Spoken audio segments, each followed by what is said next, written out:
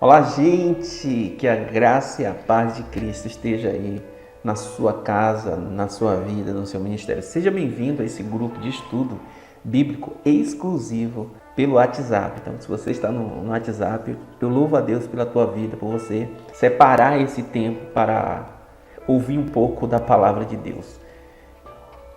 Hoje, nós vamos aprender como estudar a Bíblia corretamente. É isso. Nós estamos numa série falando passo a passo, para que você possa estudar a Bíblia na sua casa, para que você possa não só estudar, mas aplicar na sua vida diária, para que você possa influenciar as pessoas que estão na sua casa, na sua vizinhança, você possa transferir essa mensagem. A gente está aqui nesse estudo, nessa série. Então, fica conosco que tem coisas maravilhosas chegando. Os dois caminhos para interpretar os textos bíblicos. Quais são os dois caminhos para interpretar os textos bíblicos? Primeiro, seguindo e aplicando com responsabilidade o passo a passo deste estudo bíblico. Por que com responsabilidade? Porque o que a gente vai ensinar aqui é simples, é simples e intuitivo. Simples não quer dizer que é fácil. Você tem que se empenhar, você tem que dizer eu quero. Não é simplesmente assistir. Eu sempre falo uma coisa nos meus vídeos, nas minhas aulas.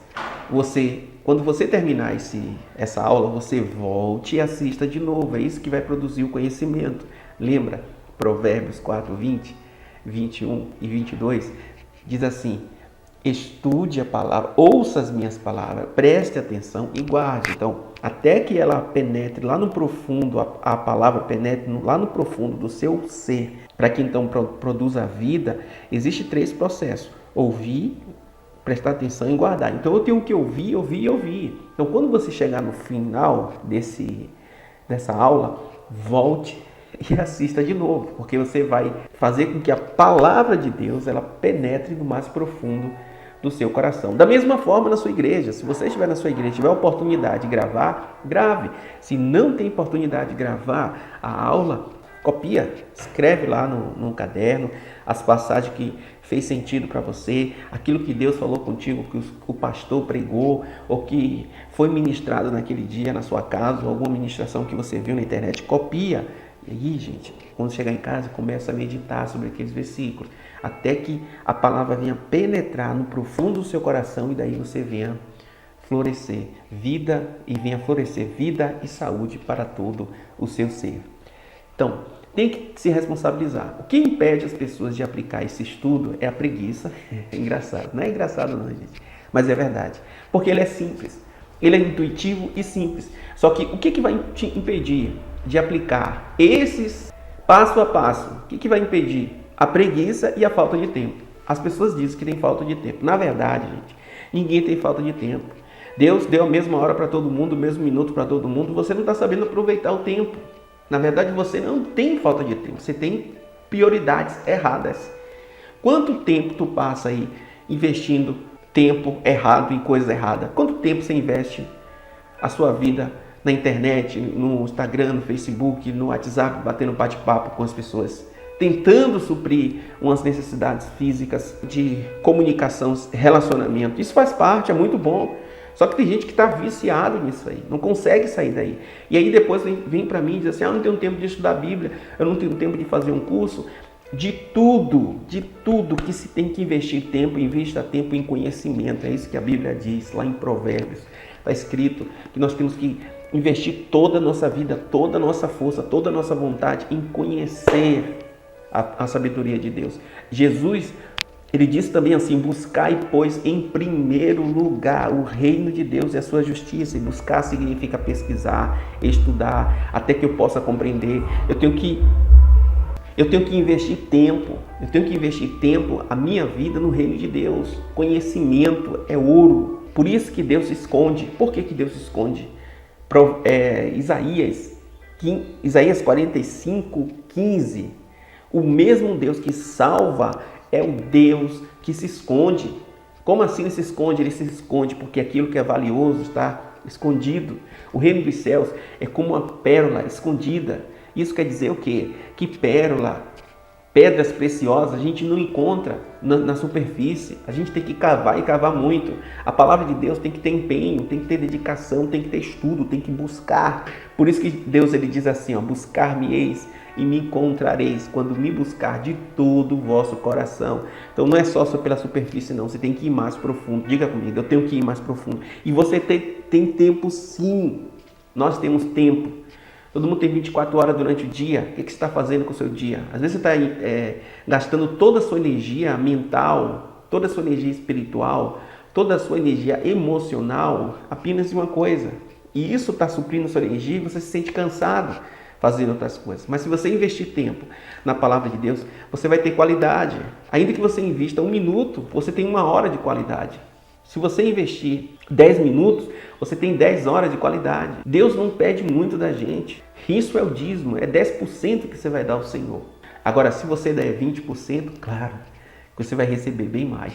É aquilo que a gente falou na aula anterior. Gente, se você não assistiu a aula passada, a gente falou a semente que germina. Quando a semente da palavra de Deus germina no nosso coração, qual é o efeito que ela traz? A gente gravou, tem a aula 1 e a aula 2. Se você não assistiu, tem um link aí embaixo, clica e assista. Depois vem assistir esse aqui. Amém? De novo, que você já está assistindo, termina, volta lá, assiste, depois vem assistir esse de novo. Amém? Então não deixe a preguiça te vencer. Fica só em casa deitada, cansada, sentindo isso, sentindo aquilo. Por quê? Porque você está investindo a sua energia em coisas erradas.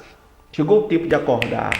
Chegou o tempo de despertar. Se você seguir o passo a passo, olha gente, se você seguir o passo a passo que eu vou te ensinar aqui, nada vai impedir de você compreender as escrituras. É um passo a passo. Por isso eu peço que você pause o vídeo, pegue uma caneta, pegue um papel para anotar todos os passo a passo. No final da aula, lá no grupo do WhatsApp, quem está no grupo, eu vou colocar uma atividade para você colocar em prática, você aplicar na sua vida. Amém? Os 2 caminhos para interpretar os textos bíblicos. Primeiro, seguindo e aplicando com responsabilidade o passo a passo desse estudo. E segundo, participando da única formação de pregadores do reino que eu conheço. Por quê? Porque é exclusivo.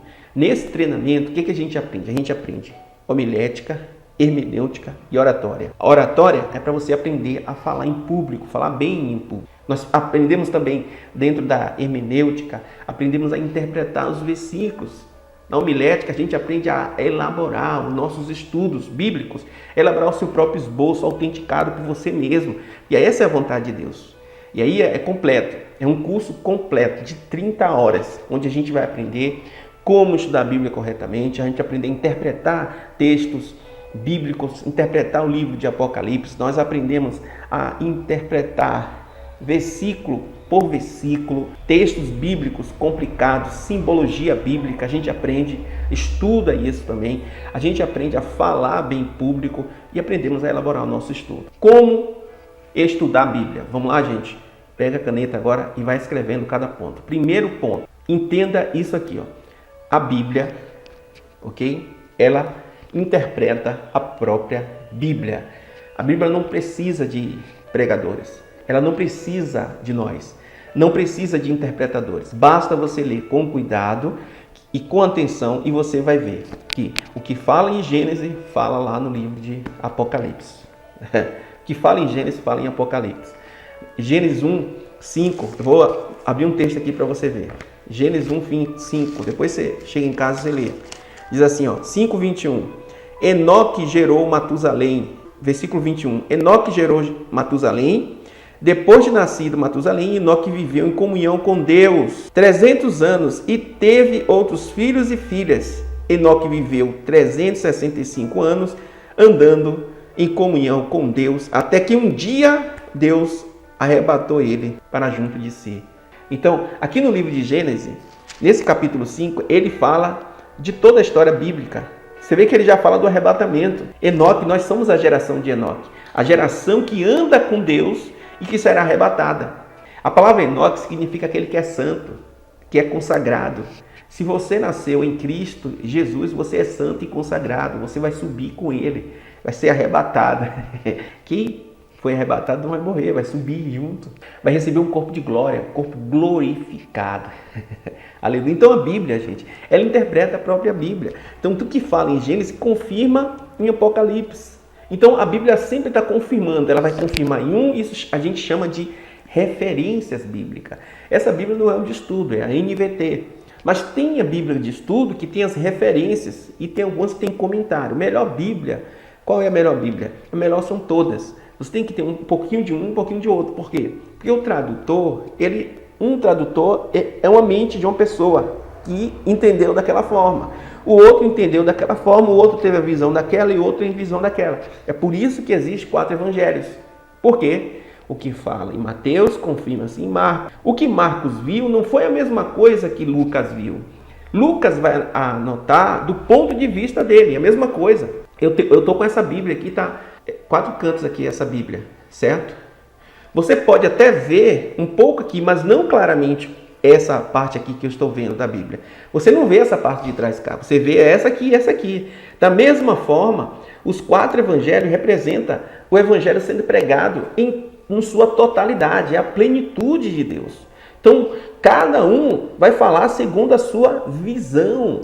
Isso mostra a plenitude de Deus para conosco. Ele quer que nós tenhamos conhecimento pleno dele. Então, por isso que existem 4 evangelhos. Dos 4 lados, quem estava ali ao redor de Cristo, conseguiu ver e visualizar o que ele estava vendo, fazendo, curando, libertando, pregando o evangelho do reino. Então, por isso que a Bíblia, ela interpreta a própria Bíblia. Esse é o primeiro ponto. Segundo ponto, aprenda a ler os textos cuidadosamente. Leia e releia. Não leia com pressa, não. O Senhor é o meu pastor e nada me faltará. Então você pode falar de novo. O Senhor é o meu pastor e nada me faltará. Mais uma vez, o Senhor é o meu pastor. Opa, quem é o meu pastor? Ah, ele é o Senhor. Quem é o Senhor? É o Senhor dos exércitos. É o Senhor dono do ouro e da prata. É o Senhor que criou os céus e a terra. E você começa a descobrir segredos que estão ali em camadas. Quanto mais profundo você for na Bíblia, mais vai se revelando as camadas ali daquele texto. Então leia, não leia com pressa. Quando pegar a Bíblia para ler, leia com calma. Se você não entendeu, leia de novo. Se você já entendeu, leia de novo. Por quê? É aquilo que eu falo sempre aqui, ó. Leia e releia, assista e assista, ouça e ouça, até que você compreenda. Porque quando você compreender, essa palavra vai produzir o quê? Fruto na sua vida. Aprenda a ler cuidadosamente. Não tenha pressa. Leia e releia. Terceiro ponto. A leitura sempre deve ser feita com base no contexto. Então, quando você for ler, terceiro ponto. A leitura deve sempre ser feita com base no contexto. Você não pode ler um texto fora do contexto. Um texto fora do contexto é apenas um pretexto. Então, quando você lê o texto, está lá escrito, Jesus chorou. Mas por que ele chorou? Como é que eu vou saber da história? Através do contexto.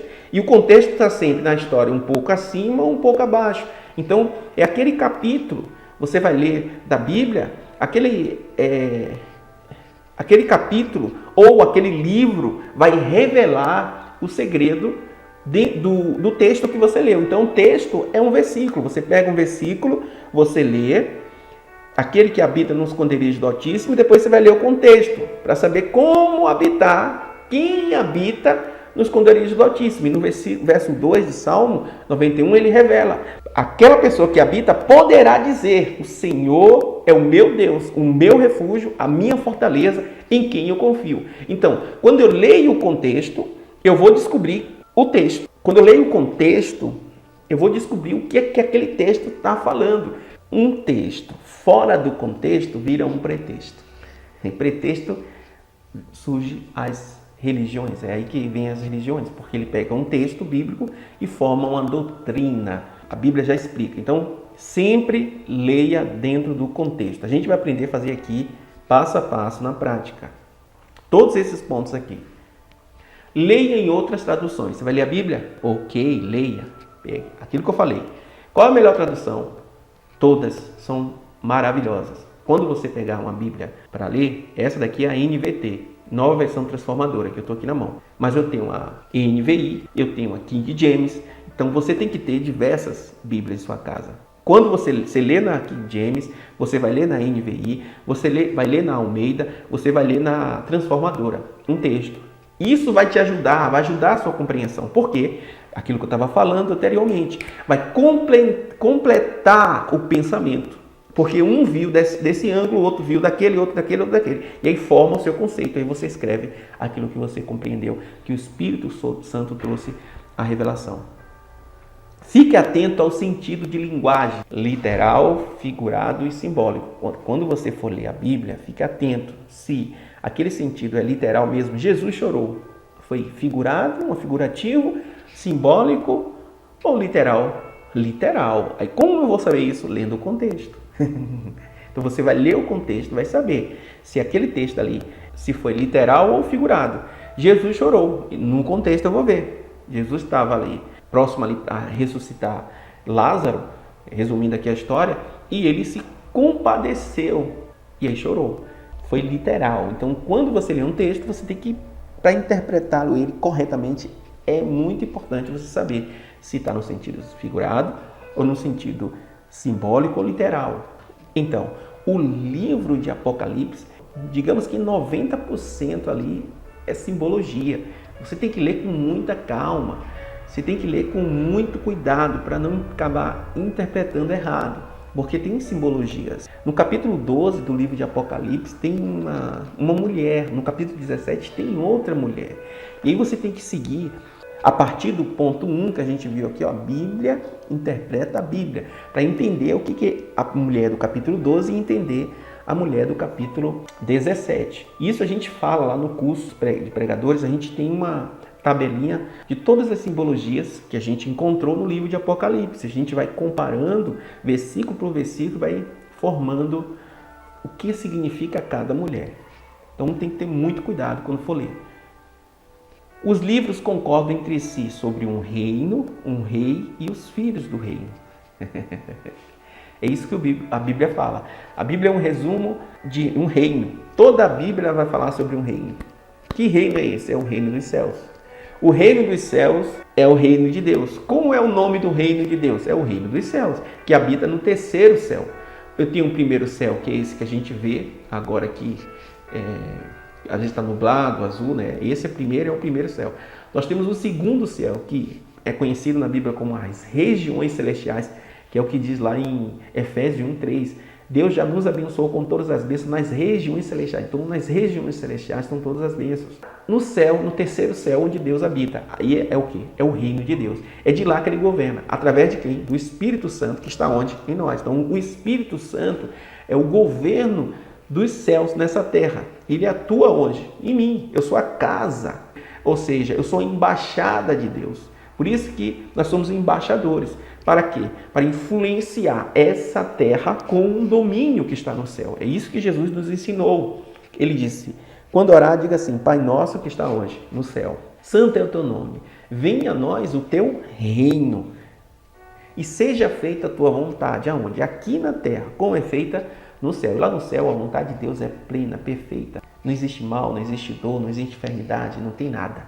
Então tudo que existe no céu se manifesta aqui na minha casa. Segurança, paz, alegria, cura se manifesta na nossa casa. É isso que a gente tem que clamar por Deus. Então o livro ele sempre vai falar sobre o reino, vai falar sobre o rei. Quem é o rei da glória? Jesus.